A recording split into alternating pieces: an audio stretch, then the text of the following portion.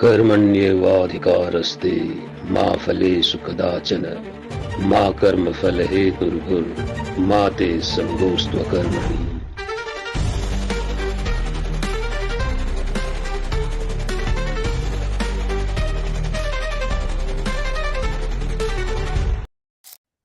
Welcome everybody. Welcome back to Janet. It's been a long Diwali holidays for us, and we are back again with our discussion on current affairs. And we have, as usual, Colonel Alice Bist, our current affairs expert. Hi, Colonel Bist. Hope you had a great Diwali. Yes, very much. A lot of interesting things have happened worldwide. The most interesting, as far as India is concerned, of course, would be the Afghan-Pak exchange of hostilities, Afghan-Pak hostilities, which took place along the Durand Line, which of course Afghanistan never recognized. We'd like to discuss with our strategic affairs expert how things are shaping up. Already Afghanistan and Pakistan have had 2 rounds of talks, one in Qatar, and the second one I think is still on in Istanbul in Turkey. Colonel Best, how do you see things panning out on the Durand Line? It's a very interesting question, Rajiv. And actually speaking, Durand Line has got no sanctity between Pakistan and Afghanistan. Primarily, Durand Line was of the era, say, 1921, Third British-Afghan War, Anglo-Afghan War, in which there was an imaginary line which was drawn, which separated the Pashtuns into 2 halves. And unfortunately, during the partition of India, the Pashtuns who were on the Indian side got separated from their Afghan brothers.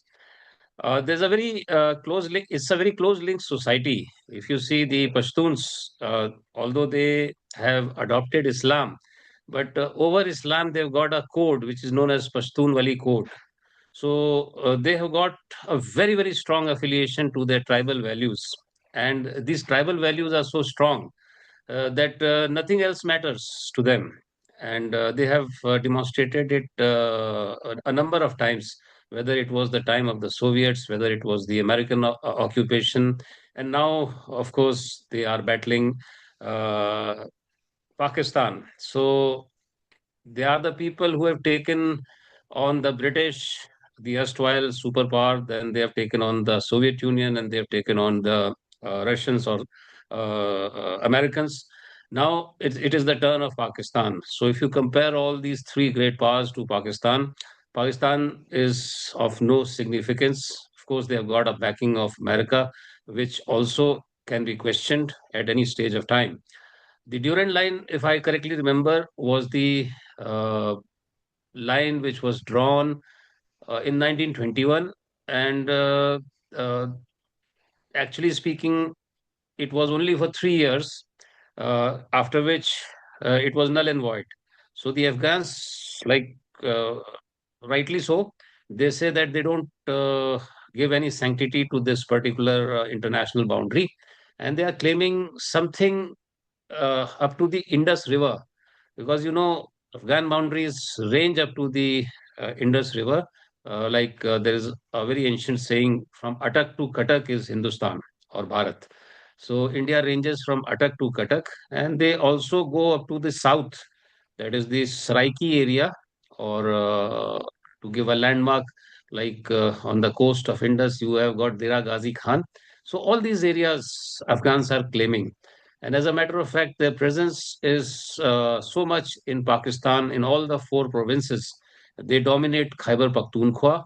They are having their presence very much tied up to the Baloch in Balochistan. Karachi, if you take it, the Pashtun presence is not only substantial, it is very, very strong. As a matter of fact, the entire milk business, the illegal occupation of land, and all those things the Afghans are having. So, like, if you see, if I take a spoon of sugar and get it mixed up in a glass of water, it is impossible to find out where the sugar cubes are. So, if Pakistan is thinking to bomb Kabul or bomb Herat or bomb some other places, especially in the Chaman border, like Spin Buldak or other places all along the Durand Line, that they will get away with it. They will not be able to take on the Taliban and the Afghans, and they will suffer such reverses that it will be the final blow. And one more fact I would like to bring out is whenever, like, you see uh, Pakistan fights India, they bring in a mass hysteria that they are fighting against the kafirs, and a lot of poison and radicalization has been done in their society through madrasas, through their teachings. So the entire four provinces unite, and Pakistan goes into a frenzy, and there is a mass hysteria. But while they are tackling Taliban, there is not only a fractured society, but a lot of people identify with the objectives of Taliban in Afghanistan.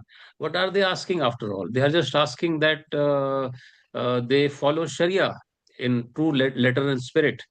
And if you see, Islam per se is divided into four sects.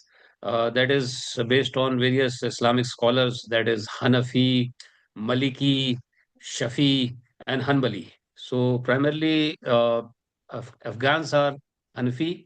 Initially in the Umayyad Caliphate, when they switched over to when they switched over to Islam, so they followed this Hanafi sect, and they were also following the Sufi sect.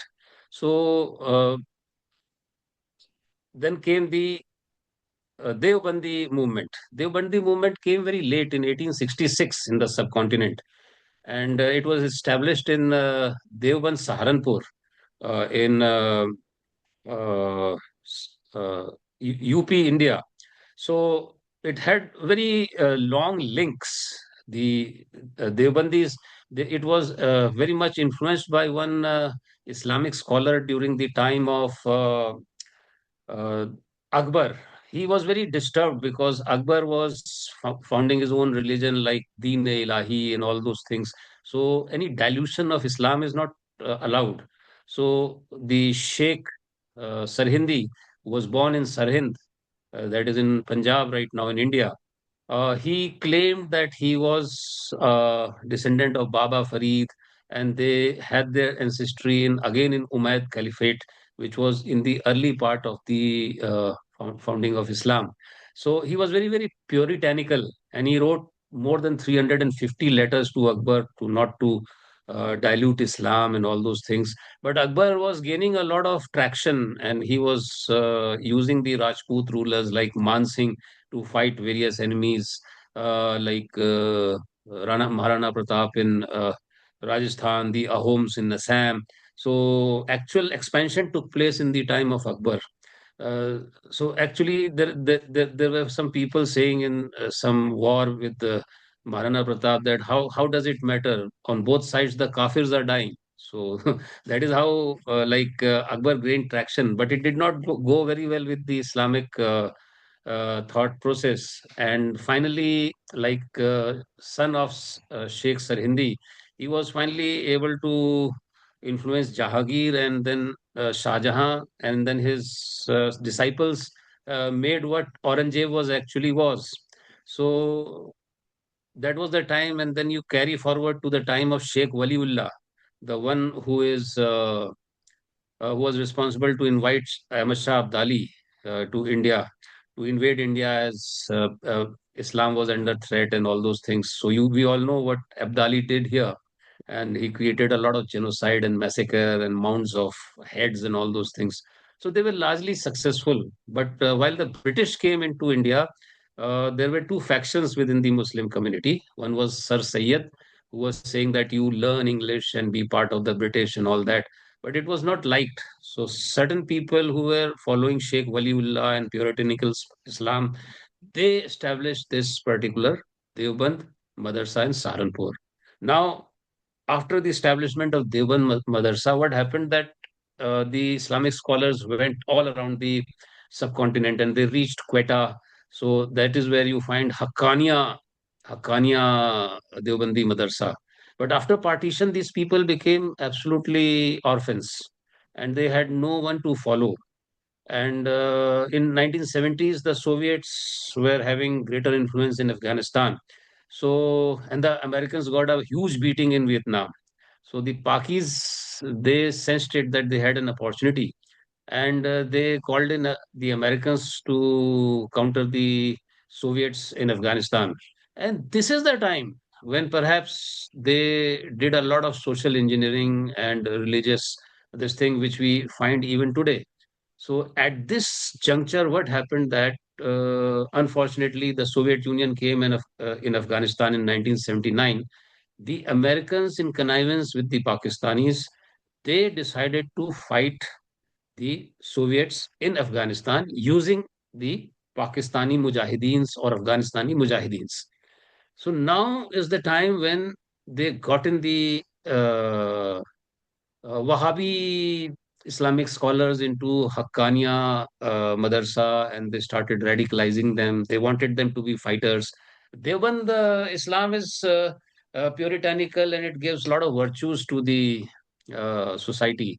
So Afghans were not interested. But when this Wahhabi factor came in, then they established this Al Qaeda and Osama bin Laden and all those people, and they started fighting with the Soviets. And unfortunately, in 1988, the Soviets withdrew from that place. So, leaving Afghanistan in total mess, Americans also left it in total mess, and the situation started deteriorating. Soviet Union broke into various pieces. And then finally, what happened is from 88 to 96, there was utter chaos. So, at that time, this guy seized opportunity, Mullah Omar. Mullah Omar was one chap who started building up something known as Taliban. Talib means students. So he created Taliban to control Afghanistan, and a lot of brutalities took place in Afghanistan in itself. And at that time, like up to 96, in 96, he formed this Taliban 1, that is 1.0, till 2001. So it became a backyard of Pakistan at that time, and Haqqani Deobandis were basically Wahhabis. Wahhabis are totally puritanical Islam, and it has got a basis in Saudi Arabia, and it was the official policy of Saudi Arabia. So it was Al Wahhab, an Islamic scholar who created this kind of a puritanical Islam. Of course, now Saudi Arabia is uh, modernizing itself because oil is finishing and they have to sustain their economy and they have to modernize. So they are coming out of it since 2022, and MBS is bringing in a lot of reforms. But this was the period in which Pakistan got a feeling that, yeah, we have got Afghanistan, it is our backyard, we have got strategic depth. And the classical example of IC 814 took place in that time, in 1999 December, in which they hijacked a plane and they brought it to Kandahar and released the passengers in exchange of various terrorists like Masood Azhar and all those things. So, fast forward to 2021. What happened? Why now a backyard, a strategic depth of Pakistan that was known as Afghanistan now have come to the loggerheads? So, herein it is very, very important to understand whatever I have given you the background, that uh, the in 2021 the Afghan Taliban was divided into two or three factions, you may say. One was the Al Qaeda or Wahhabi Islam. Another one was the Deobandi Islam, in which India allowed a lot of Talibanis from 2001 to 21. In 2 decades, a lot of connection between Taliban and India and Saharanpur Deoband was reestablished, and the cultural ties came in. They have got a system in which they have got a Pashtunwali code, they have got Loya Jirga, so that Afghan pride came in. And that is where the total revival of Afghanistan happened. And they saw that Pakistan was using them for all the wrong reasons. And there was a sort of a narrative which was built that Afghanistan is backward, they are incapable of governing themselves. Why? But actually speaking, they've got a lot of character. In Pakistan, people from Baluchistan, people from Sindh, people from POJK, people from Khyber Pakhtunkhwa may have a lot of character. But there is one province values, ethics, character is lacking. And unfortunately, those people are the people who are ruling Pakistan. So Afghans understood it. And there was a very deep hatred which was ingrained in the Afghanistanis or Pashtuns, because Pakistan during American occupation from 2001 to 2021 uh, gave a lot of locations, intelligence to Americans, and they were bombing those places where Afghan tribes were there. A lot of innocent Afghans died on both sides of the Durand Line. So there was a sense of betrayal. There was a sense of uh, enmity between Pakistan and Afghanistan. So while this happened in 2021, they have got a very structured government as of date. And India did something which was different from what the Soviets or the British or the Americans did in Afghanistan. India, meanwhile, earned the respect of a common Afghan. India built dams, India built parliament, built other infrastructure, road. There is Salma Dam, which is built. There is Shatut Dam, which is built. Now in River Kunar, they are going to make a very huge dam. So it will not only supply water for irrigation, lakhs of hectares, but it will cut off Pakistan completely and make it dry. So this is the background. Now Pakistan is at a That was a loss. very detailed background you have provided, right from the emergence of the Taliban to the present day. One thing has emerged very clearly now: the Durand Line is not acceptable to the Afghans, come what may, and they have made themselves very clear on this in both the negotiations, both in Qatar as well as now the ongoing one in Turkey. That creates a big problem for Pakistan. But now I'd like to ask you, why did the what were the points which was sought to be covered by the Afghan Foreign Minister, Mr. Amir Khan Muttaqi, when he arrived in India on October 9th? He was on a very long trip, nearly a week-long trip to India. And it is during this trip that the Pakistani, the first day of the trip itself, and Pakistan struck targets inside Afghanistan, targeting the TTP's chief. I'd like you to cover on the points which the Afghan Foreign Minister and the Indian side addressed during this trip. It's a very, very important thing. But you mentioned Qatar. So, prior to answering this particular question, I would like to bring about a point that there was a mutual agreement between Pakistan and Afghanistan, and they had in that agreement written that no border tension would be there. Resolve all the tension along the border. So Afghanistan said, which border? So actually, they have gone to that extent that there is no border and they will define a border. So actually, Durand Line means nothing Nothing to to Afghanistan. Afghanistan. And finally, that agreement which has come up is like that border word has been removed and amicably resolve the tensions between the two nations. So this is the amount of this thing. Now, this uh, visit of Muttaqi, or the foreign minister of Afghanistan in India, has got a lot of connotations, because you see, he is a known terrorist, and there is a lot of ban on him. So actually speaking, there is a lot of sanctions or permissions which are required that he travels out from Afghanistan and visits India. So probably a UN permission was granted to him to come over to India, and they want to build up a very close knit uh, relation with India, so that now they are rebuilding Afghanistan, rebuilding of a nation who has been for decades together in war is a very, very big effort. And as a matter of fact, if you see the new dam, they have floated a tender in which they are trying to build it up, and they say that if no one comes forward, our own engineers will do it. But India may be in a position to help them out. And uh, also, like, you know, Afghanistan is at a point of an inflection. It is at a point of inflection. Why I am saying so is because they are still fighting a guerrilla warfare.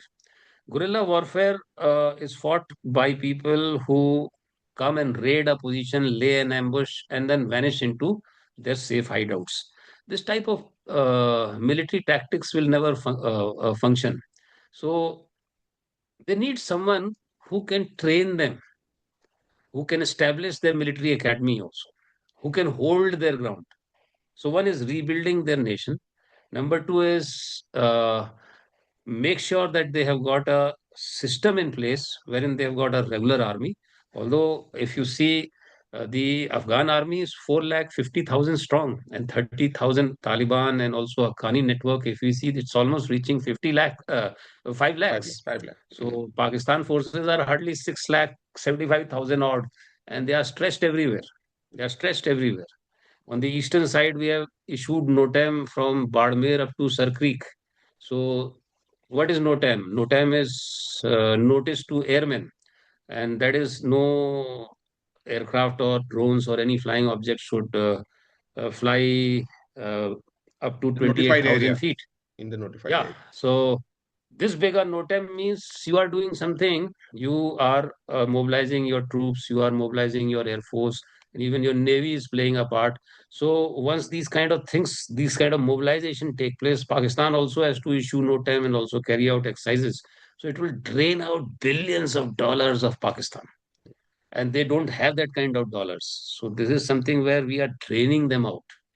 And now what happens is a strong force of almost 5 lakhs is on the western side, which is very, very hostile. And they've got a lot of sympathy from within the Pakistan. So Pakistan will find themselves in a lot of trouble.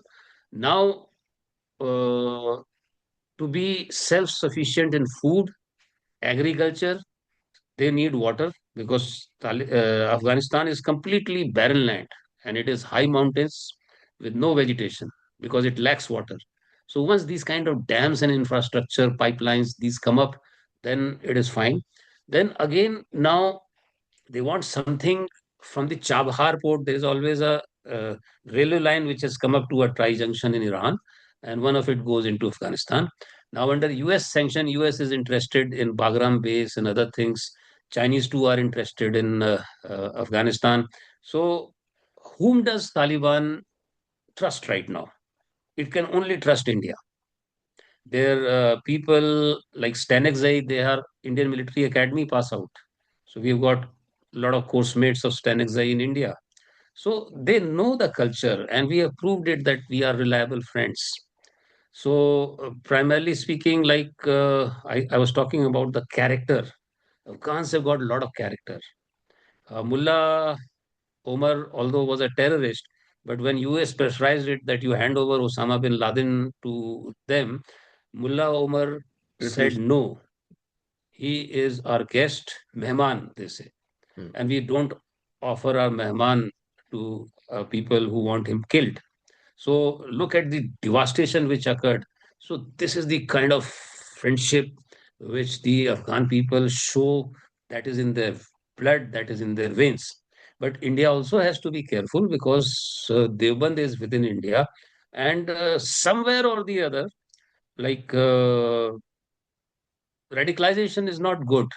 So Afghans will take a lot of time before they modernize. They may not ever give rights to women. They may not ever modernize their education. But who knows? Like if today their team is playing so well in cricket, so they are showing some sign of uh, reform. So it may happen that there will be a lot of student exchange. There See, will be a lot of now cultural exchange. coming to Deoband, we saw a visit by the Afghan foreign minister to the Deoband, which he, of course, they all recognize it as some kind of an alma mater. So they all come from the Deobandi school. Deoband is one place which has always been under the radar of Indian security agencies. Some kind of people look at it as some kind of a fundamentalist agency. I don't know how true is that. They have got their own very strict format of Islam, which they propagate. Do you think by this visit of the Afghan foreign minister, is it a new normal for the Deoband, or is it mainstreaming of the Deoband seminary, Uh, I was in bringing it into the Saharanpur. mainstream fold? I was in Saharanpur hardly 2 days back, and Yeah. I've had interaction with a lot of Deobandis here. So I found them to be very cultured.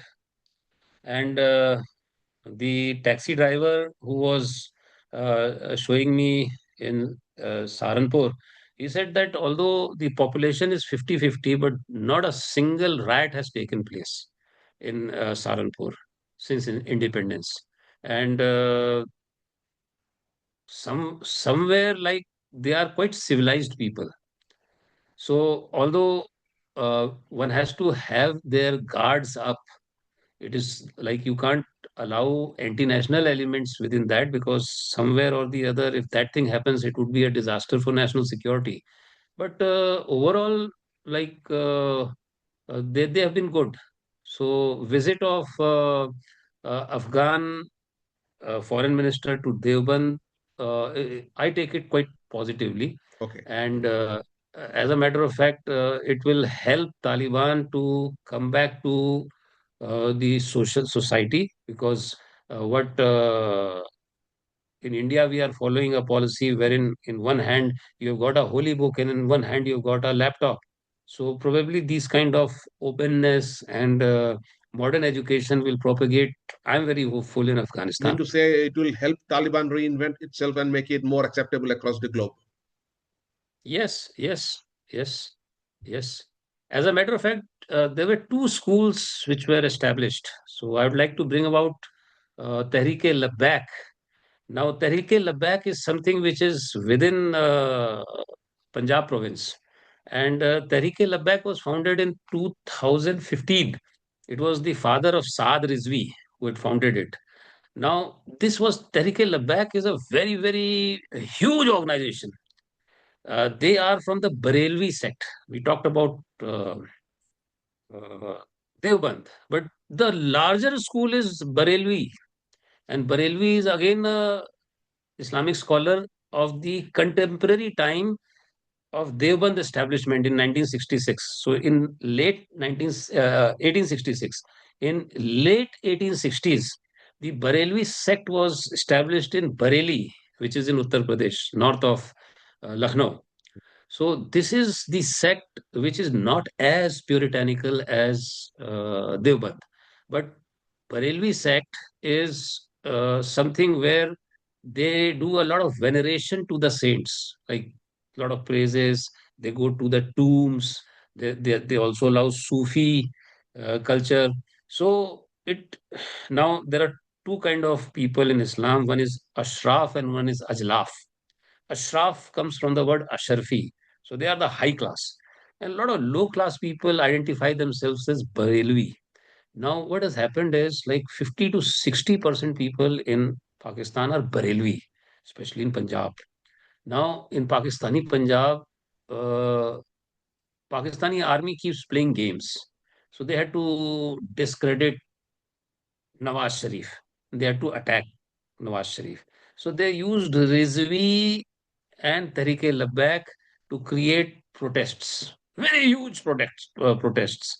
And there was such a this thing that Nawaz Sharif was uprooted and thrown out. They used the same tactics during Imran Khan, this thing, and they were able to uproot him and throw them back. Now, what has happened is like the Abrahamic Accords, and then followed by the 20-point program of Gaza peace, which has been given by Donald Trump. And we saw it. A lot of people were present, including Pakistani PM and a lot of NATO members, heads of NATO nations, and the U.S. President, Mr. Donald Trump. They were present in Sharm el Sheikh in Egypt. Yeah, where this Gaza peace plan was signed. So, in that Gaza peace plan, one principal factor comes in is recognition of Israel and also establishment of an international stabilization force. Now, Pakistan is supposed to provide 25,000 troops there. Pakistan is supposed to provide 25,000 troops to International Stabilization Force. And this is the cost of the lunch which Mr. Sharif, Shehbaz Sharif, and Asim Munir were having In in fact, White House. Asim Munir will have to keep on paying for the lunch he had. There will be a lot of instances will be made to pay. This is just one of the factors. Well, as we move ahead with our discussions, I would once again like to request our viewers to like and share our content and also comment on the content because that extends the reach of our channel. Do like, subscribe, and share amongst your friends. And do comment on the kind of content that we are putting out. It does give us a feedback and help us to improve our content more as we go along. Well, Colonel Bist, you have given us a very detailed backdrop on the situation as it evolved in Afghanistan over the decades. Firstly, the Soviet occupation of Afghanistan, then the US occupation of Afghanistan, then the current status between Afghanistan and Pakistan, also touching upon the Deobandi elements. But there is one prize in Afghanistan, inside Afghanistan, which has been sought by all the superpowers of the world, by both the Soviet Union, Austral Soviet Union, and the USA. And in the present day, even Russia, even China, and I'm told to an extent even India is bidding for a piece of the cake. And that prize inside this country is the famous Bagram Air Base. I'd like you to take us down memory lane and also down the years as to how Bagram evolved and what it is today, and what state it is today. Well, it's a very, very valid question because recently President Trump had pressurized Afghanistan over this issue that Afghanistan should hand over Bagram base to the US or else face very, very severe, strict action against them. So, probably Pakistan has been tasked to assist the US taking over the Bagram base. Now, this is the same Bagram base from which the US Army had left in a haste. I don't know, being a superpower, whether it is appropriate to run away like that. You saw a number of globe masters going away from the Bagram base. Uh, President Trump was saying that they have built this Bagram base, but it is not totally correct. The base was built by the Soviets in the 1950s, and they had a lot of influence over that. And later on, the US, when it occupied after the invasion of Afghanistan from 2001 onwards, they built several facilities. One is a camp there, and they built a lot of things like which the US troops like, because Bagram base is a very huge air base, and it has got runway, it has got very deep bunkers, and then they built certain detention camps. So at the peak of the detention camp period, they had almost 3,000 prisoners there, mostly Al Qaeda and Taliban. And there were reports of torture and death also in that place. And that is almost 18 times the strength of Guantanamo Bay. So it was a notorious place. And probably Bagram was taken over by the uh, Taliban because the US, without announcing and without handing it over to the Afghan National Army, just left that place in a hurry. So a lot of prisoners were freed, and there were a number of arms, ammunition, and a lot of other aircrafts which were not usable or deliberately destroyed by the Americans. It was left there. Now you see, after the Afghans have taken over, right now the Afghans are occupying the Bagram base. China has made a lot of inroads into Afghanistan, and China is having a Belt and Road initiative. They are making a lot of roads and other aspects, so they would definitely like to occupy Bagram. Russians also have shown a lot of interest. As a matter of fact, in October or maybe in August, October, I think, there was a meeting in Moscow in which a lot of neighboring countries of Afghanistan had met. And it was Russia was, of course, there, China was there, Iran was there, a lot of Central Asian republics were there. So these were the countries who voiced a lot of concern, and there was a almost unanimous decision which was arrived at that meeting that the USA should not be allowed to take Bagram again. Why the US should not be allowed? What are the risks? Because you see, Bagram has got a very central position. It's almost 60 kilometers north of Taliban and adjoining to not north of Kabul, adjoining to Afghanistan, like There's a Xinjiang province of China, and there is a place known as Lop Nur, Lopnur, which is a place where a lot of canisterization of the nuclear missiles is taking there. Canisterization is nothing but pressurizing a nuclear missile and storing it underground, maybe buried, or maybe in a tunnel, or maybe in a very deep down bunker where even the GBU 57 bombs cannot reach. So it is an ultimate nightmare. And just imagine, like, the US is storing their nuclear missiles in well known centers and silos, which are intercontinental ballistic missiles. So, especially after the Op Sindoor, what has happened is, like, countries are now no longer thinking in terms of first strikes, second nuclear strike, and all those things. India has set a precedence in which there are pre-strikes. Now, imagine if China has got 1,000 odd nuclear missiles, and they are spread all over, and they are mounted on train, as India has also mounted Agni Prime on train.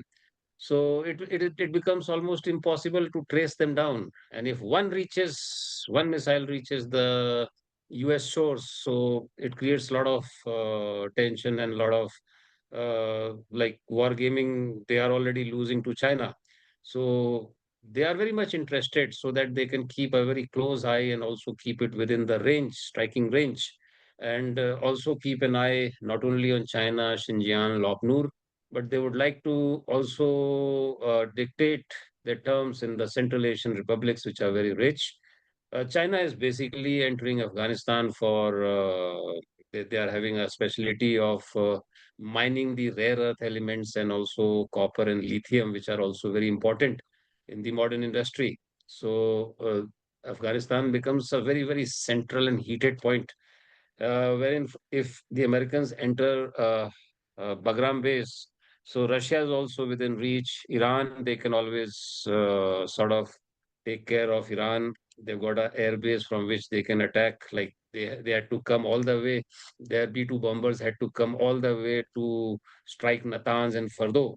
But now, if they are in Bagram, then it becomes very easy.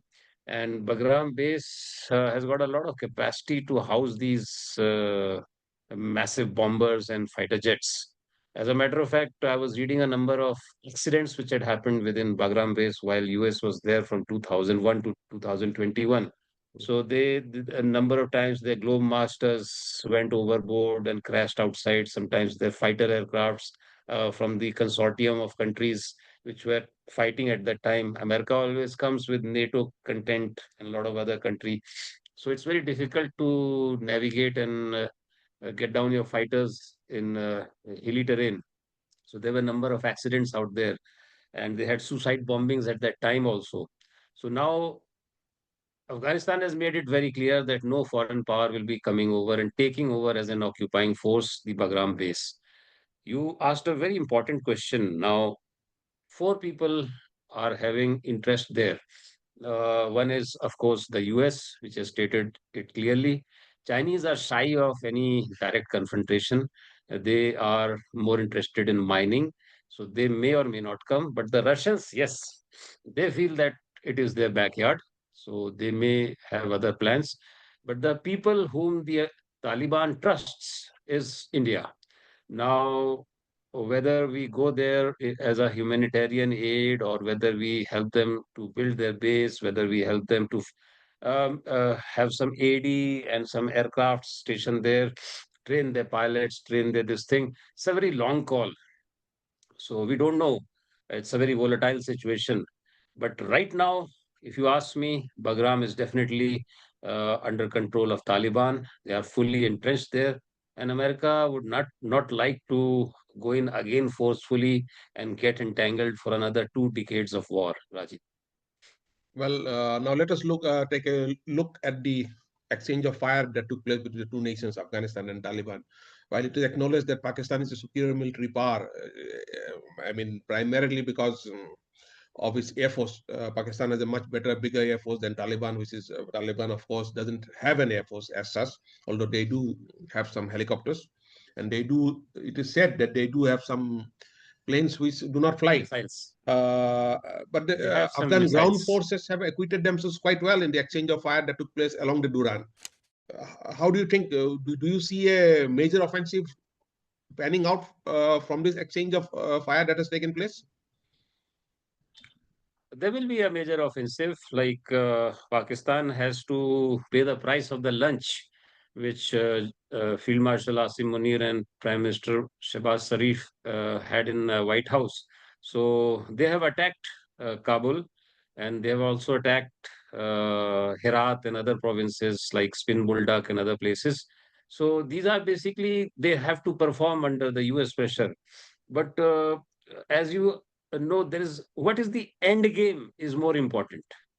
So if I take you back to 2006, there was a colonel in the US military.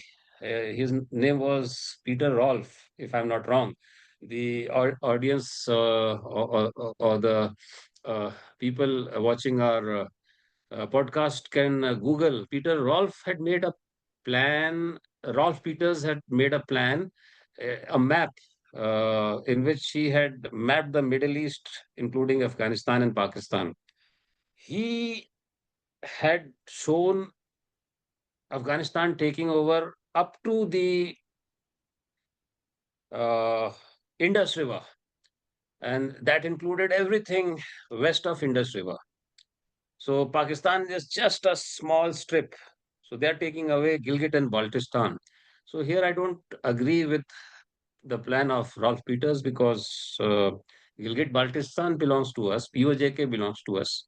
POJK, we are not very much interested because it's a very, very radicalized society out there. But Gilgit Baltistan, it's a nice place, and it belongs to India, and they are Shia Muslims, and they are pro-India, because I've served in area Kargil, Dras, Batalik.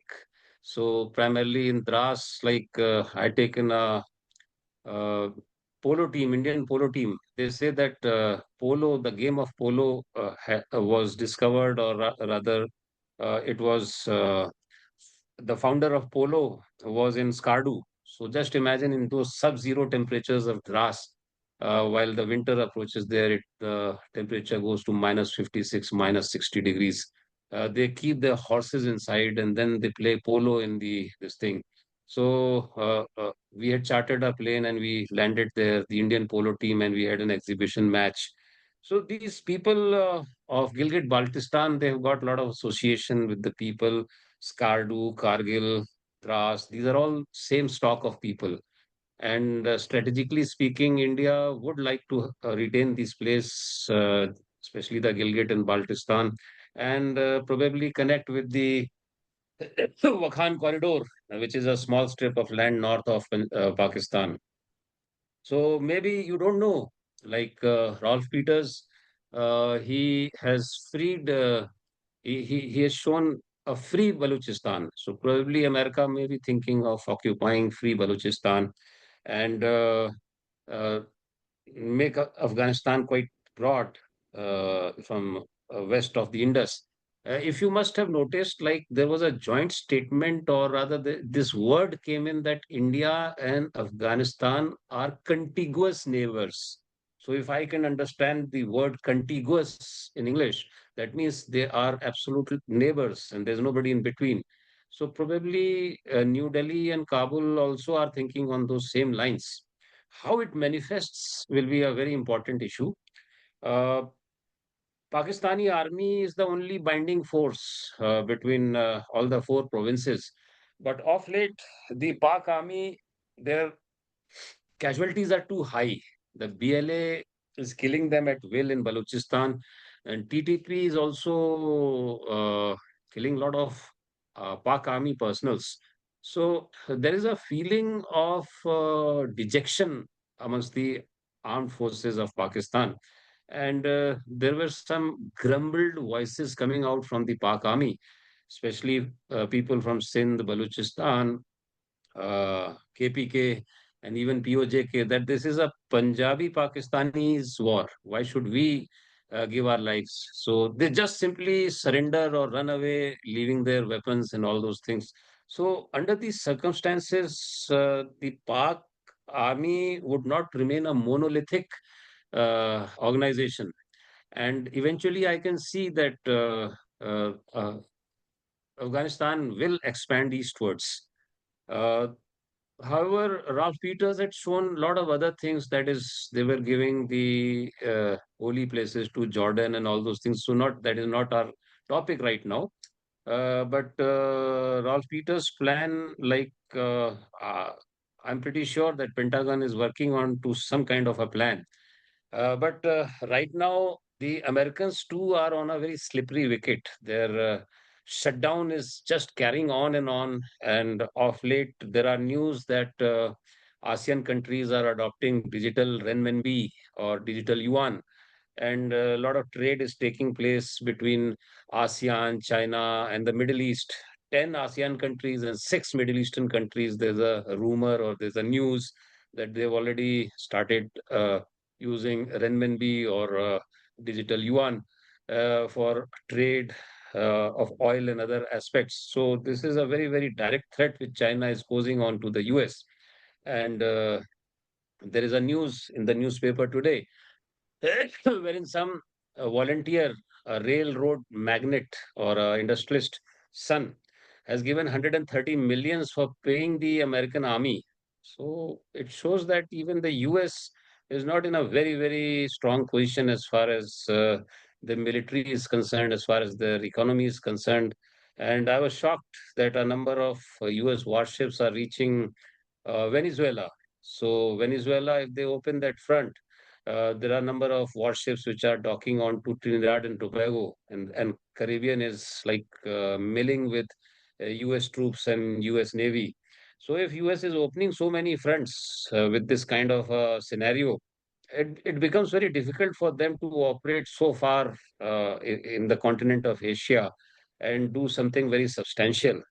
So, in a nutshell, uh, it's not a very good news for the Pakistanis. Uh, their army is no longer a monolithic structure. They cannot motivate their men. India was an enemy which fitted into their plan, and the threat from India united them. But in the end, I would say that they cannot tackle Taliban. The local population loves them, and they've got a just cause. The populace also says, "What's wrong with Sharia?" So this dual practice, like calling yourself an Islamic nation and not following Sharia fully, people don't accept it. And Tehreek-e-Labbaik, which is a very big organization within Punjab, that is the only province which was safe for them. There's a lot of heartburn in that place, and probably I will not be surprised if Asim Munir comes out and tells US that he cannot send the uh, International Stabilization Force to Gaza, or Gaza as we call it, because they've got a lot of backlash in their own country. But if he goes ahead with the plan, probably Field Marshal Asif Munir himself would be in trouble, and he will drag Shahbaz Sharif also into very deep waters. How they are planning, I don't think they have got a coherent plan. They only exist for day-to-day things. So finally, I believe that Taliban will be the one which will be taking Pakistan to task, and probably the integrity of Pakistan itself is under question, Raji. Now, before we conclude our very interesting discussion that we had today, I'd like to draw your attention to two very interesting events. One was the recognition of Taliban by India in the form of once again opening up our embassy there in Kabul.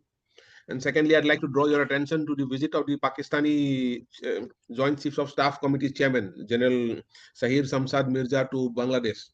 He met the Chief Advisor, Mohammad Yunus, yesterday.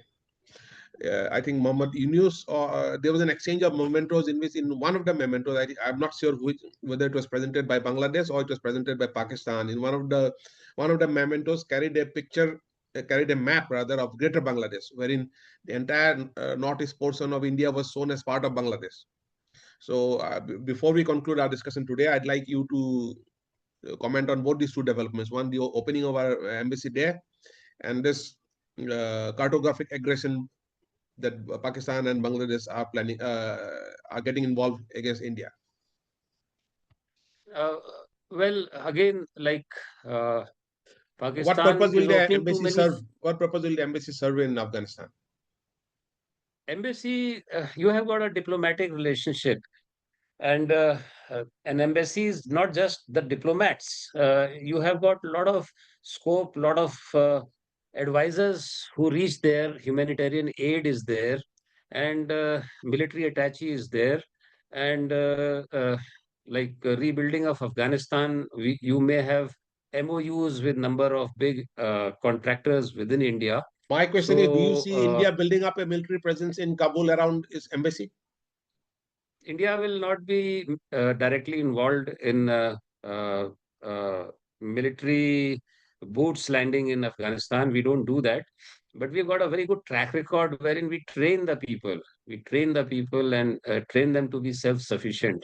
So the Afghans generally don't require any kind of training in guerrilla warfare, but for sustained operations and logistics, Conventional they operation. require a yeah, they require certain amount of expertise. And knowing Pakistan fully well, uh, a- a- any kind of trained forces within Afghanistan is going to be very detrimental for Pakistan. If you, I'll get your attention towards an ex-CIA officer who served for 15 years in Pakistan while the US was occupying Afghanistan. His name was Kiria Ku, and he has brought out the fact that millions and millions of dollars were given to President Musharraf, and all the nuclear weapons were secured by the US. As a matter of fact, President Musharraf sold all the nuclear weapons of Pakistan to the US. And that is why there was so much a flurry of activities in Sindoor on night of 9th and 10th May, when we struck Noor Khan Air Base and all those places, which were actually American bases. So people of Pakistan, Pakistani army, Chinese, they are not allowed in this Nur Khan type of bases, Sargodha, Jacobabad. So now if Pakistan does not have nuclear deterrence, in conventional war, they are going to lose directly to Afghanistan. So embassy more of rebuilding of Afghanistan to make them self-sufficient. It will be there. Diplomacy and military affairs go hand in hand. So I'm not denying there may be some kind of military affairs also, because uh, we are following a Chanakya Niti, In Chanakya Niti, your absolute neighbor, if he's enemy, so enemy of enemy becomes your friend. So that way Afghanistan becomes your friend. So what's wrong in helping them? I do not know what stance the Indians will take, but it cannot be ruled out like some kind of military expertise or help or training. They may be, uh, they may give it in the future, Raji. And now I'd like you to briefly touch upon the Bangladeshi act, if I may call it. I like to call it an act of aggression of having that map of Greater Bangladesh, and that being exchanged at an international level with another enemy country, that is Pakistan. We can do a complete show on the present situation in Bangladesh, how it has become a playground for different intelligence agencies. We have had the deaths of the American general there, who was an undercover agent, as well as a couple of Pakistani ISI agents getting bumped off. Uh, short, your short views on this cartographic aggression, if I may call it. There's a absolute war going on in Bangladesh. It is an intelligence war. So intelligence agencies have just converged onto Bangladesh, and the US has very well stated that it needs some kind of a base in Saint Martin Islands. So you see, there is a terrorist organization which has been unleashed by Bangladesh and ISI in Chittagong district to drive away the Chakma tribals from there, Yeah. and probably they are trying to make a corridor, so-called humanitarian corridor, which will go right into Myanmar. It goes right into Myanmar, and a lot of mining interests are there of the US, while China is already there in the Shan province, and probably like India is also present there in Bangladesh. So, and it is the business of India because it is the backyard. So. You'll see a lot of ISI's presence is very much there, along coupled with CIA. So these deaths which have occurred of the uh, American official in a Marriott hotel, and then also one ISI official also killed. So these will escalate with the passage of time. So these are very much on the cards, and Bangladesh will go through a lot of turmoil. There was fire incident on the Dhaka airport, wherein the mainstay of Bangladesh economy, that is the garments, almost 1 billion worth of garments were destroyed in the fire, and also some nuclear power plants parts were there which had come from Russia. They were also destroyed in that fire. So these are not incidents which have got no base, because these are the incidents which have got certain amount of background. So these kind of wars will go on. And of course, like given the situation, India would be under keeping a very close watch over Correct. Bangladesh and also Myanmar. So it will be interesting to see who wins the war of intelligence. Uh, uh, it is a question of survival of India, while it may not be so important for others. So we will put in a lot of efforts in that area. And let's wait how things unfold, Rajiv. Thank you so much, Colonel Best. It's always a pleasure talking to you, and always a pleasure listening to your insights. They're very precise and very concise, and always backed by logic with very sound arguments. Once again, a request to our viewers. I hope I hope you like our content that we put out. Do like and subscribe our channel, and do comment on the content that we put out. It will extend our reach. We are growing, but we are not growing fast enough. We'd like to grow even faster, and so that we are in a position to get more such similar topics to you. We look forward to discussing Bangladesh again, because Bangladesh has become a subject by itself. It has become an open ground for espionage. Uh, and then another topic we'd like to discuss in the future is the situation evolving in Gaza. That can be an independent topic by itself. Well, Kalbist, you have your homework ready for the next couple of weeks. Uh, we'd like to hear from you. Thank you once again. It's always a pleasure. Good night. Thank you and Jai. Jai.